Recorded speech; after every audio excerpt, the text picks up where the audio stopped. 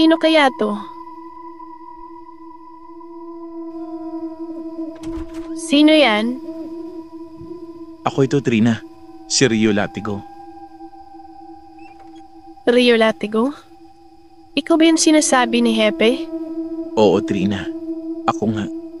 Halika, pasok ka. Salamat.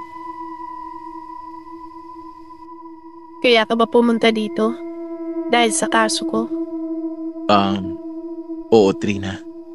Ganun ba? Isa ka rin ba sa mga naniniwala na kaya kong paslangin ang sarili kong boyfriend? At ang apat ko naman niligaw? Ang totoo niyan, Trina. Hindi ako naniniwala na may kinalaman ka sa pamamaslang na ito. At alam ko rin na nasa paligid lang ng bahay ninyo ang tunay na salarin. Ano? Nasa paligid lang namin? Oo, Trina. Malakas ang kutob ko na ang nilalang na ito ay may malaking pagkakagusto sa'yo. Kaya pag may mga lalaki na nai-involve sa'yo, ay pinapaslang niya. Kaya pala, sa tuwing lalabas ako ng bahay, ay nararamdaman ko talaga na may nagmamasid sa akin. Malamang siya na yun, Trina. Naghihintay na lamang yun ng pagkakataon para kunin ka. Kinakabahan ako, Rio. Natatakot ako.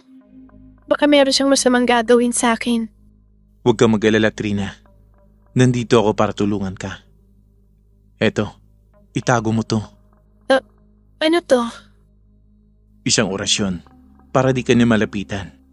Pero pansamantala lang ang bisa niyan. Kaya Trina, kailangan na natin kumilos sa lalong madaling panahon. Kailangan ko ang kooperasyon mo para tuluyan ang matapos sa pamamaslang na ito. Sige. Ano bang gagawin ko?